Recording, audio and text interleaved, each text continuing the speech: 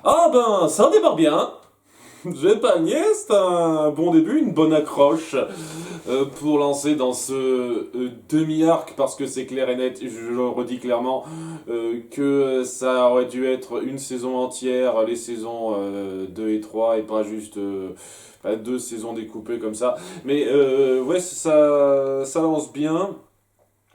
Ce qui va suivre autour du désert cramoisi et de la recherche de technologies de fondateurs, autour de la situation qu'on a mis en place juste avant, c'est-à-dire on a une double détention en fait. Ténébra va vite se faire repérer par Adora et elle sera un petit peu maintenue captive. Et on aura de même Catra qui sera détenue captive.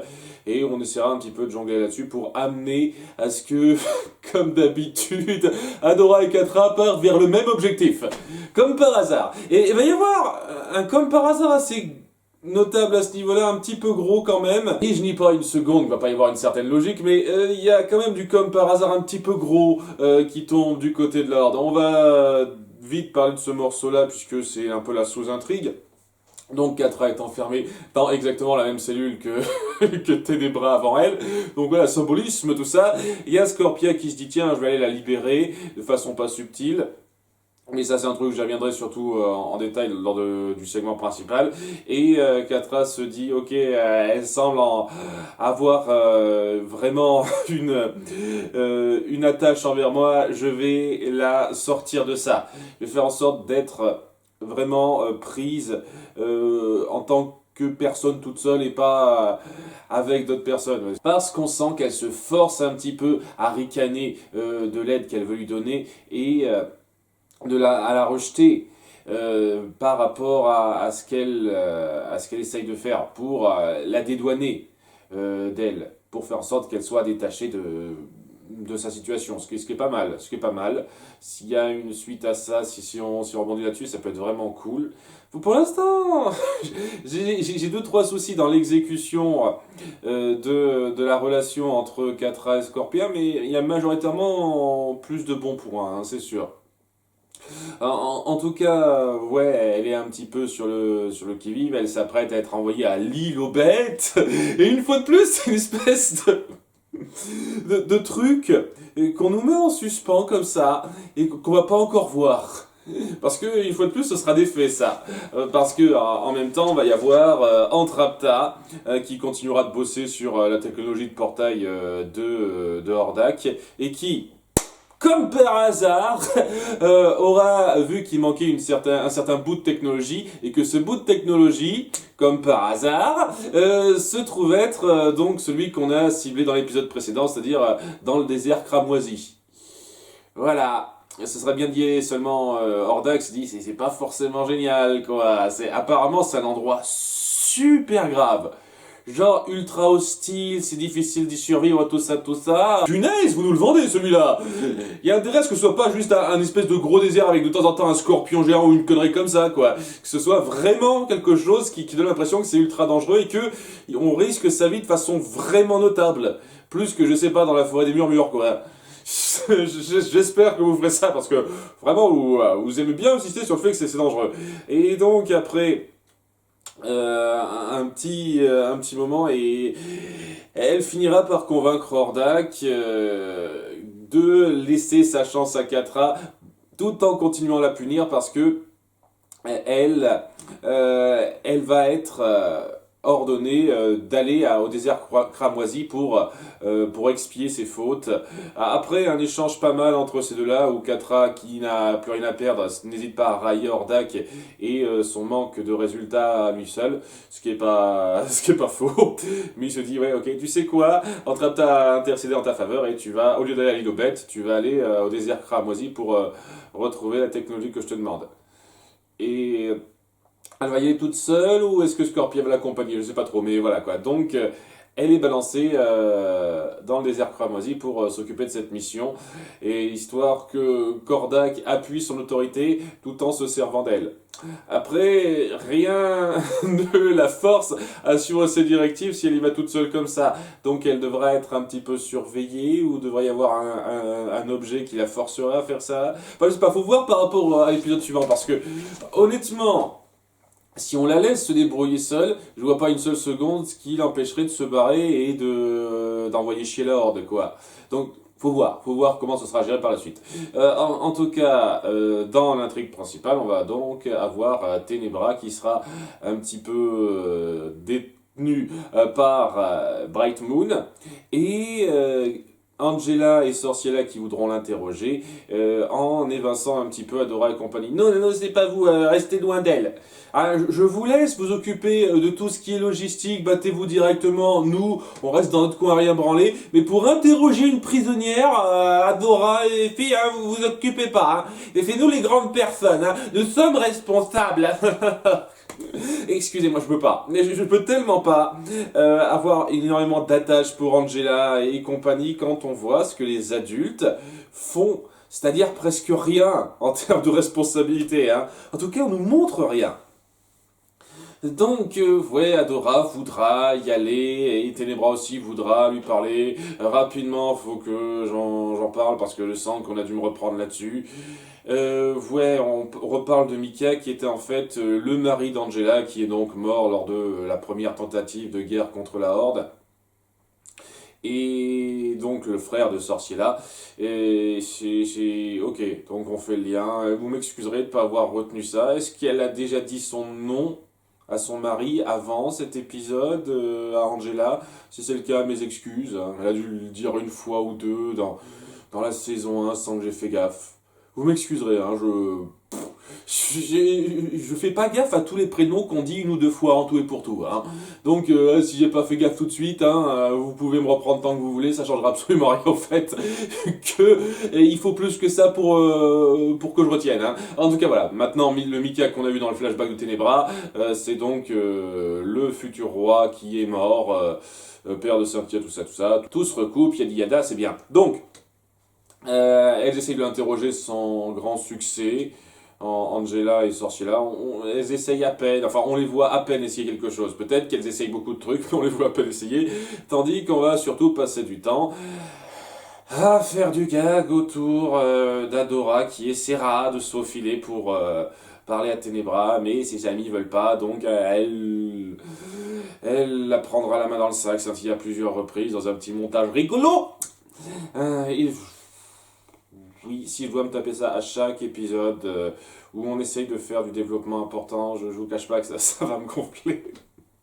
Parce que c'est pas le pire humour qui soit, je veux dire, une fois de plus, si je dois comparer à Star Butterfly, il y a largement de quoi relativiser, mais punaise, ça désamorce tellement les enjeux de passer 5 minutes sur nos personnages centraux qui font les cons et qui sont pas fichus de traiter la situation sérieusement.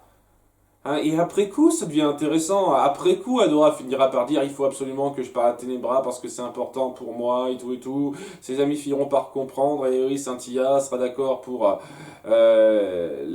l'introduire dans la salle, tandis que Flèche d'Or fera une diversion stupide. Genre, hé, ma reine, vous voulez que je vous fasse un tour de cartes? C'est exactement ça. Dès la première seconde, Angela devrait se dire qu'est-ce que tu me branles là, il y a un truc qui va pas. Mais non, il parvient à détourner leur attention pendant quelque chose comme plusieurs minutes avec cette excuse pourrie. Bien, bien. Voilà, ce genre de délire là, c'est un peu détrimental, je suis désolé. Alors qu'à côté, une fois qu'on se centre vraiment, qu'on se penche vraiment sur ce qui est important et sérieux, ça devient très bon. Obligé de se taper des conneries juste avant. C'est dommage, hein. Je trouve ça vraiment dommage. En tout cas, voilà. Donc, elle parvient enfin à s'adresser à Ténébra, Adora, et tout de suite, on sent qu'elle est vraiment sur la défensive. Elle fait gaffe, hein, parce que après tout ce qu'elle a représenté pour elle, tout ce qu'elle a essayé de faire, elle va pas lui faire confiance comme ça. Mais elle se rend compte que Ténébra est un petit peu à l'agonie. Ses pouvoirs, en tout cas, c'est une espèce de pouvoir qu'on a vu il y a 2 épisodes de ça, ce me semble. Oui, ça, 2 épisodes de ça, commence de plus en plus à s'étioler et elle arrête pas de tousser, tout ça. Elle a vraiment l'air d'être à l'agonie et elle se dit ok, ça a l'air de pas très bien marcher comme ça et elle fait un petit marché avec elle, ok, je vais utiliser mes pouvoirs pour vous soigner, mais il faut que vous me disiez tout.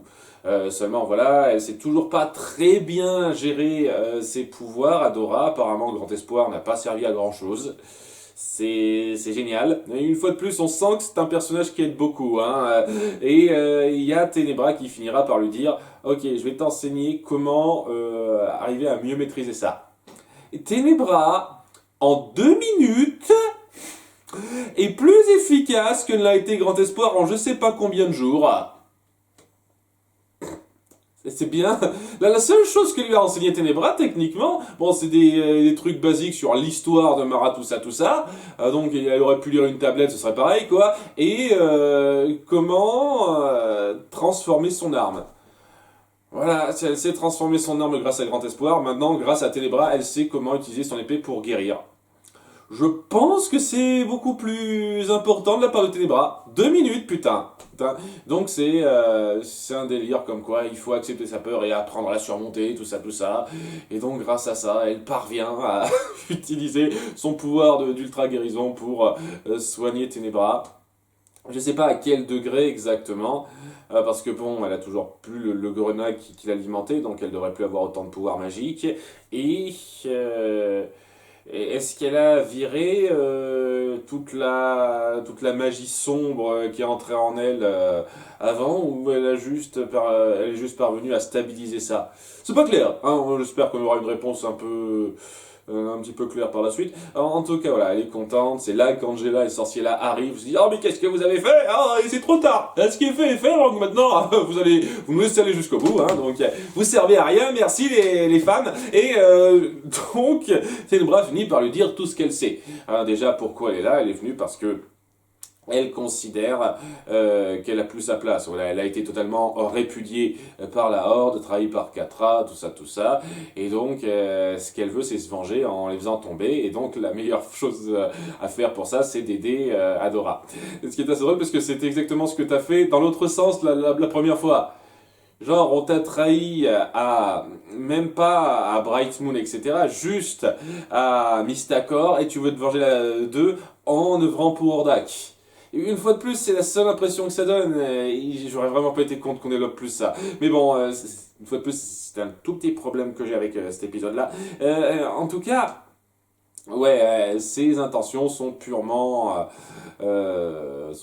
personnelles. Elle veut se venger et elle finit par dire les informations qu'elle connaît, comme quoi Hordak veut créer des portails qui pourront rameuter son armée, parce qu'il a une grande armée d'un autre coin de la galaxie, afin de pouvoir conquérir sans problème Bright Moon, tout Eteria.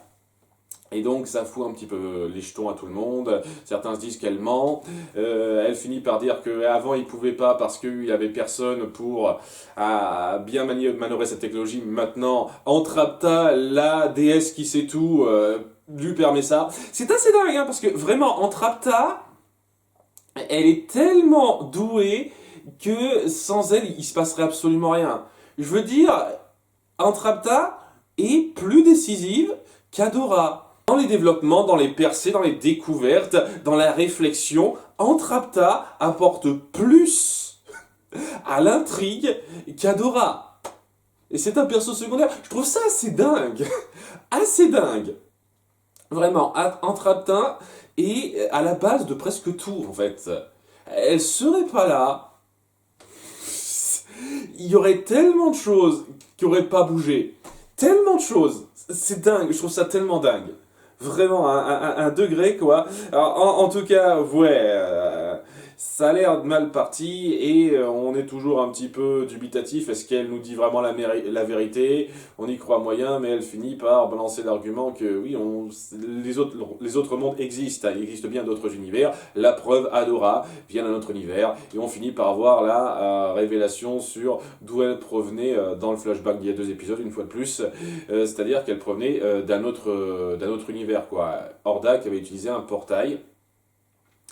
Comment? Est-ce que c'était une tentative ratée qui a duré que quelques minutes ou une connerie comme ça? J'espère qu'on aura une réponse à ça, parce que oui, il a bataillé pendant je sais pas combien d'années depuis le moment où il a trouvé Adora pour en faire un autre. Donc quelque chose comme 16 ans, quoi, c'est pas mal. Donc comment il a réussi à faire un portail même incomplet, même rapide comme ça avant? s'il n'avait pas la technologie nécessaire pour ça. Je pige pas, hein, je vous cache pas. Enfin bref, il a créé un portail à ce moment-là, c'est là qu'il s'est rendu sur Eternia, j'imagine. Alors, ils disent pas exactement le monde, mais j'imagine que c'est Eternia, pour piquer Adora bébé, et donc c'est de là qu'elle vient. Hein, Adora le vit mal, les autres ne veulent pas croire ça, ils en font tout un drame. Je peux comprendre que ça surprenne, mais tout un drame à ce point, je trouvais ça un chouïa excessif. Je veux dire, ouais, tu viens d'un autre monde, ça peut être vraiment un coup dur à prendre, mais vivre ça comme un drame, quelque chose qu'on lui a caché toute sa vie, je veux dire, c'est la faute de personne. Et à part Grand Espoir, qui est une fois de plus une banque de données, on essaie de lui donner un début de personnalité, mais c'est une banque de données, Grand Espoir, à peu de choses près, hein. Y a rien de spécial qui en sort. Je prends ça comme ça, parce que s'il faut vraiment que je considère Grand Espoir comme un personnage, c'est un personnage sans intérêt. Je suis désolé, hein. Enfin bref, Grand Espoir finit par lui dire, ben je te l'ai pas dit parce que je pensais que tu le savais vu que t'as vécu. Ah mais non, les bébés se souviennent pas. Oh, oh bah c'est vrai, il faut que je mette ça dans mes bases de données, hein. Je suis complètement conne, hein. Oh, lololol. Bref, elle finit par lui dire, oui, ben tu viens d'un autre univers. On a fait un portail jusqu'à t'étais bébé, donc voilà, je peux rien te dire de plus, c'est pour ça que t'es choisi, tu es une fondatrice techniquement, donc tu fais partie des fondateurs, et c'est pour ça. Et lorsque Mara a foutu les choses en l'air lors de sa nomination en tant que Shira, elle a empêché notre technologie de faire des portails comme ça aussi facilement. Donc elle peut pas directement y retourner et satisfaire sa curiosité. Elle finit par faire la gueule à Grand Espoir, une fois de plus, pour ce qu'elle lui a apporté, hein, ça change pas grand chose. Et elle finit par avoir l'idée de se rendre au désert cramoisi pour suivre le message de Catra. Alors ça c'est un truc personnel, faut qu'on m'explique, est-ce que j'ai loupé ça aussi? À quel moment je suis censé considérer que le signal qui a été envoyé il y a quelques épisodes de ça, qui renvoie au désert cramoisi, est un message de Mara? À quel moment c'est censé l'indiquer ça? Parce que j'ai pas l'impression que c'est été un tant soit peu appuyé ou souligné.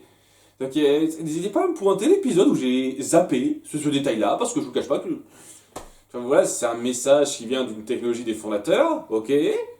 Rapport à Serenia, puisqu'on dit bien le nom Serenia, donc j'aurais tendance à penser que ça viendrait de cette Serenia en question et pas de Mara, mais ça vient de Mara d'après Adora. Ou alors c'est un délire de la VF, ils le disent pas en VO, je sais pas trop, ça fait bizarre. Hein. Enfin bon, voilà, elle veut suivre ce message-là pour en apprendre plus, donc se rendre au désert cramoisi donc ses amis lui disent ouais tu crois que tu vas y aller sans nous, on revient avec toi et ça sera une excuse de plus pour faire en sorte qu'il y ait que nos trois personnages qui soient pris dans l'aventure et que les autres soient mis au second plan et on en a rien à foutre.